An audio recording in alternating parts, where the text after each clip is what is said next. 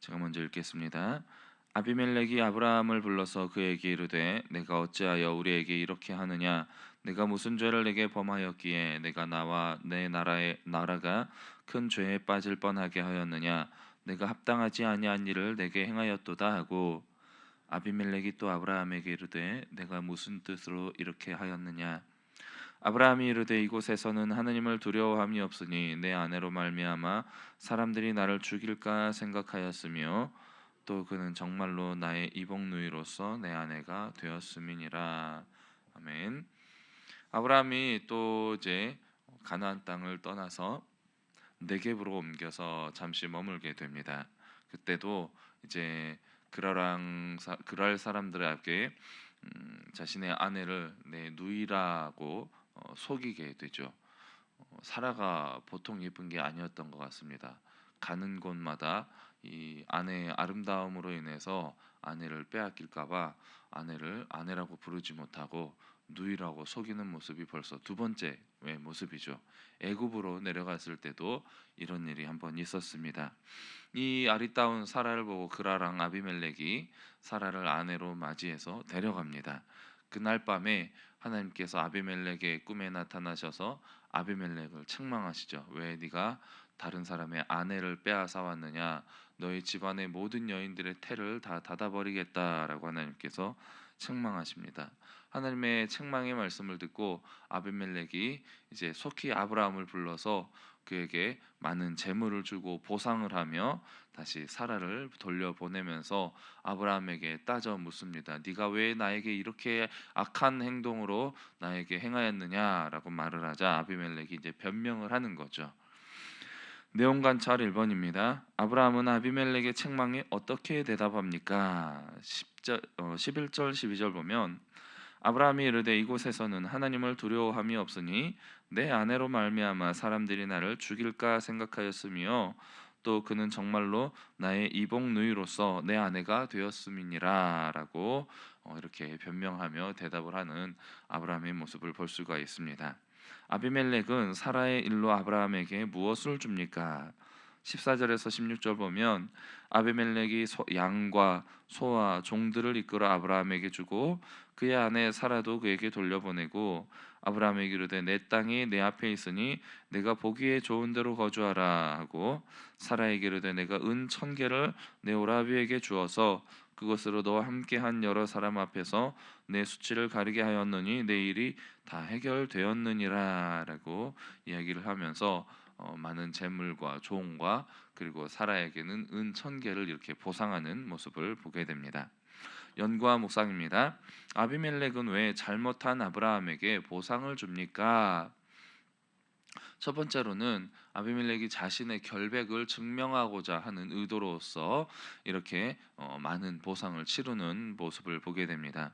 자신이 사라를 빼앗아 온 것이 고의로 지은 죄가 아니고 실수로 몰라서 지은 죄였다라는 것을 하나님 앞에서 그리고 아브라함 앞에서 그리고 다른 사람 앞에서 그 실수였던 것을 분명히 하고자 하는 의도였습니다. 그리고 두 번째로는 사라의 명예를 회복시켜 주고자 함이었습니다.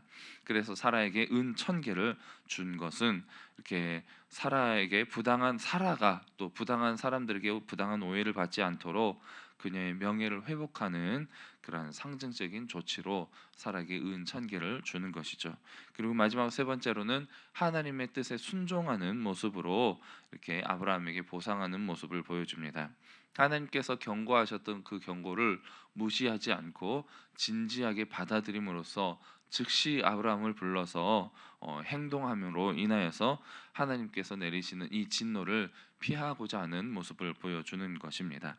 느낀 점입니다. 아비멜렉이 잘못을 깨닫고 사라의 수치를 가리기 위해서 아브라함에게 보상하는 모습에서 무엇을 느낍니까? 먼저는 이런 아비멜렉의 태도를 통해서 겸손한 아름다운 모습을 볼 수가 있을 것입니다.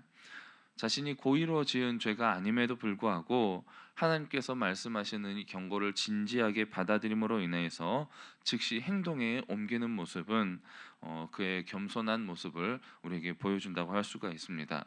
나라를 다스리는 왕으로서 권력을 가진 사람임에도 불구하고 자신의 실수를 즉시 인정하고 돌이키는 모습은, 그리고 또 아브라함에게 직접 사과하는 모습은 아름다운 겸손의 본보기라고 할 수가 있을 것입니다. 두 번째로 타인의 명예를 존중하는 태도를 또한 우리가 발견할 수 있을 것입니다.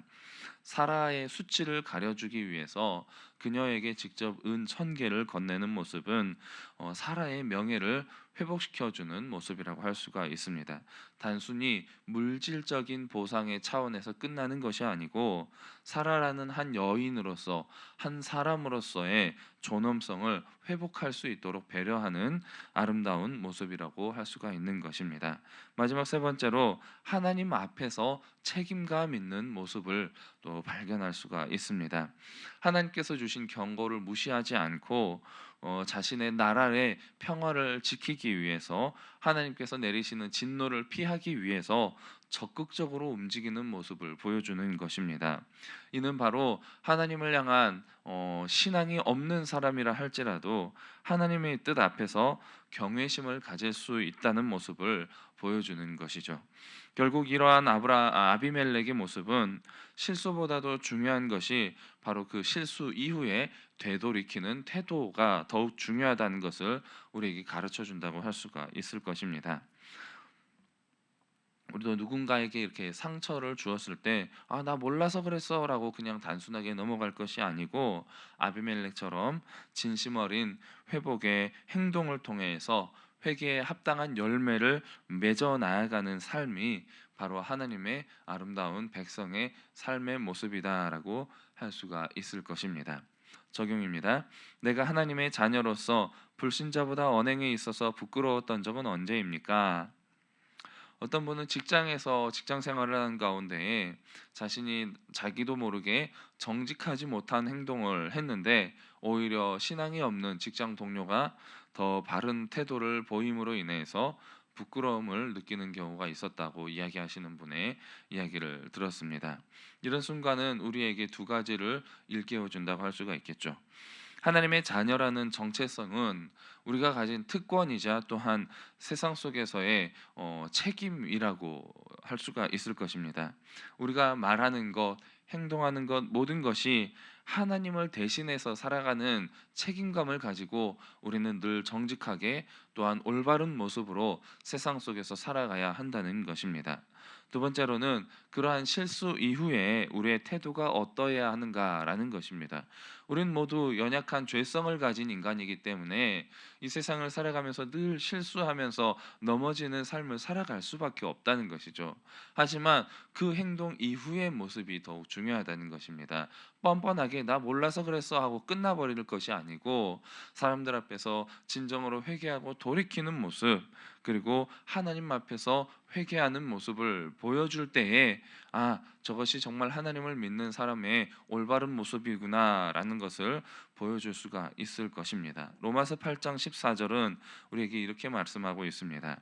무릇 하나님의 영으로 인도함을 받는 사람은 곧 하나님의 아들이라. 우리가 세상 속에서 실수를 했더라도 성령의 인도하심을 따라서 다시 일어날 수 있는 것, 이것이 바로 진정한 믿음의 성도의 삶의 모습이라고 할 수가 있을 것입니다. 결단입니다. 하나님께 부름받은 백성다운 삶을 살기 위해 오늘 무엇을 실천하겠습니까? 레위기 19장 2절 말씀을 보면 너는 이스라엘 자손의 온 회중에게 말하여 이르라. 너희는 거룩하라. 이는 나 여호와 너희 하나님이 거룩함이니라 라고 말씀을 하고 있습니다.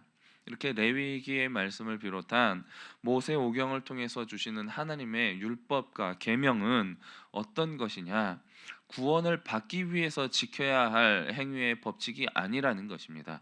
바로 하나님의 은혜로 구원받은 백성들이 하나님의 백성답게 살아갈 수 있는 방법으로 주신 것이 바로 하나님의 율법과 계명이라는 것을 우리는 먼저 기억해야 합니다.